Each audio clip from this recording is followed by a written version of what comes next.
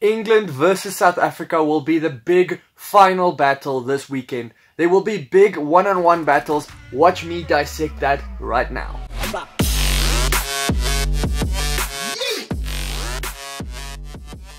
Welcome back, guys. So it's the big one this weekend, England versus South Africa in the final. And like I said, there will be big head-to-head clashes, players just going at each other. So I'm going to do a video especially just dedicated to that. Just to state something that is very important. This is not statistical because the statistical stuff will be inconclusive because England had one game less than South Africa after the cancelled one. And some players have more game time than others as well. So even if I compared averages to each other, it still isn't realistic because some players would play against easier opposition than others. So I'll just be looking at the players, tell you what I think, what will happen, what stands out of these players and all that type of stuff. And just throw in a stat here and there. Subscribe if you do like this content, guys. Let's get into it. First, we'll look at the front rowers, and this is obviously a very important part of the game. Both scrums have been strong. Both will want to ascend. The other team will want to do better than the other team. First up, we have the number 1 Marco Vunipola versus number 3 Frans Malherbe. I kind of lined it up how they will face each other in the scrum. Vunipola is more experienced. He is a very solid scrummager. While Malherbe, in the past, I always said he's just there to scrum. But this year, he kind of evolved a little bit. He's more of a cleaner in the side as well. And a big tackler as well. Number 2s, it is George versus Mbunambi. George, he is slightly taller and heavier, but experts will tell you that doesn't mean a thing. It's just for us rugby nerds that want to see a little bit more. Mbunambi, he's had a great season outplaying Marks and getting into the starting lineup. Look for him at the back of the maul. He is dangerous there and he has scored very important tries in the past for South Africa in the end of games. Just think 2018 versus France at the 82nd minute. He scored a crucial try for South Africa, so he can do it. Number 3, it is Sinclair versus number 1 Matuara Rira, the beast. Sinclair, he's been tough for the opposition so far, but these two players are roughly the same size, so there isn't a big difference between them. Beast, he is the more experienced one. He has 117 caps to his name, while Sinclair only has 30 caps. Experience means a lot in a final. You need some experienced heads all over the park just to help you make better decisions. Not to mention, Beast has been playing really well. He actually played himself off the bench as well and got into the starting team. He's not just there because of his caps. The lock battle will be gigantic, quite literally, with number 4 Itoje versus Etzebeth. Man of the match last weekend for Itoje versus New Zealand. He's just everywhere on the park. He makes turnovers, he makes tackles, and most importantly, line-out steals. Last week he did it against Retallick, Whitelock and Barrett, who are probably some of the best locks in the world. And you have to say something about that. Etzebeth, one of the most experienced players on the park this weekend with 84 caps. He is 8 centimeters taller than Itoje, but hey, that doesn't make a big difference. I just like to say that. South Africa had a 100% line-out record till the semi-finals. Wales just beat that out of them.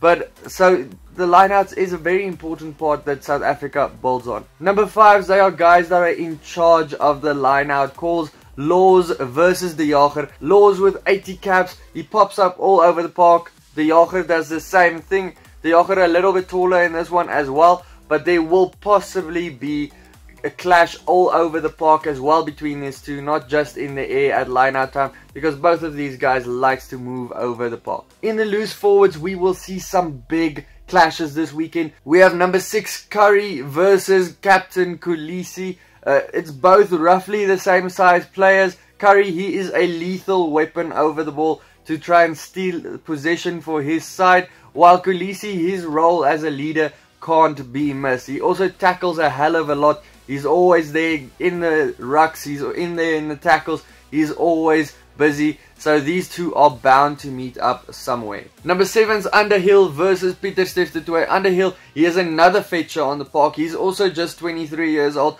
so also young. but he is trumped by Pieter Steph du Toit's experience here. Pieter Steph, he's another tackler in the side. He's the engine of the Bok forwards. He's not going to go off just for anything in this game. And he is crucial to how the Boks play. They just took him as an example and they just molded the whole side into how he plays. Just never give up, tackle hard, go into it. So yeah, he's a crucial part of the Springbok team.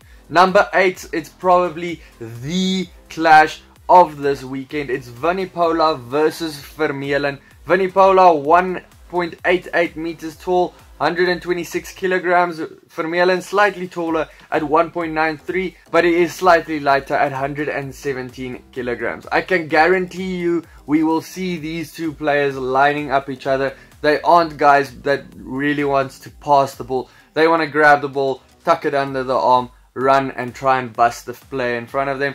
And same thing on defense, they want to tackle the biggest guy in the team. So these guys will clash in this weekend. Forwards pack compare like this. For the English team, they have 326 caps, but the South Africans 472. So the South Africans have a whopping 146 caps more in the front pack. Weight wise, it is 897 versus 929. So the South Africans are 32 kgs heavier. It might sound like a little, but usually South Africa is weighs less than the other side, or they are equal to the other side. So this weekend they are actually heavier, which might give them a little bit more dominance. I don't know, experts can tell me if that makes a big difference, but they are bigger this weekend than their oppositions. The caps that are the difference, that is the important thing. The 146 caps more for South Africa, because caps are just the important thing, that experience, and especially with your forward pack. Then we go to the back line, the 9-10 combo, and they will determine the actual winner of this contest in one way or another. Nines, it is Youngs versus de Klerk. It's seldom that you find a number 9 bigger than his number 10, but that's what you get with Youngs. And also he has 94 caps to his name. The little Jack Russell, that is Faf de Klerk, his boot is gonna take a pounding again. He is the important factor in the South African team again. His task will be to pin the English back in their own half, so he's gonna have a bit of pressure on him this weekend. If South Africa doesn't get that right, they won't win this game. And also remember, he does that rush defense thing where he is just a live wire. He is free to do whatever he likes. Number 10s, we have Ford versus Pollard. Pollard is a lot bigger than Ford, so he might try and run at him in this one, especially because Ford does miss tackles every now and then. Ford's role in the team is more of a distributing role in the side, and England would want to go out wide, so they would want to get Ford to pass that ball quickly. Pollard, his goal kicking will be very important in this one, but he got 100% in the semi-finals. Centers, we might see some big clashes. Both combos are a little bit different though. They play with different combos in the two teams. Farrell at number 12 for England versus Damian de Allende for South Africa. Farrell, he is the second number 10 in the team, the second playmaker, also getting that ball out wide, but he is a bit bigger. Damian de Allende, he is the big guy in the back line. He is bigger than his number 13. He is definitely not a distributor. He tucks the ball and he runs into the guys in front of him. His favorite channel is to run into that 10-12 channel. And between Ford and Farrell last weekend, they missed 8 tackles. So can you do that against Damian de Allende? That is the big question. I hope to see him running at Tulagi as well. I would like to see how that matchup goes. Tulagi at number 13. He is the heavier of the two. He is a big crash ball runner, and it is very difficult to tackle him. Then the man that is always tackling, he never misses, Lukanyo at number 13. The center combo is way less experienced than the English one for South Africa, so the English do trump them a little bit there. It's going to be an interesting battle though. Then to the guys that will probably have limited opportunities in this final, but have a crucial role to play when they actually get that chance. It is Johnny May on the left wing versus Kolbe on the right wing. They are completely different in stature. Both are very exciting players though. Kolbe, he is the pocket rocket in the South African team, and he is back for a crucial game after being injured. And I can say it now, there will be a chance where he steps Johnny May in this game. It is going to happen. May, though, on the other hand, he will have a tough day to slip through tackles because Kolbe just defends really well. May might struggle, but depends on how they utilize him. Maybe pull Kolbe in on the number 13. That happens a lot as well. On the other wing, we have Watson versus Mapimpi. It's actually pretty similar type of players here. Both great try scorers. Mapimpi, he has 13 tries from 13 games.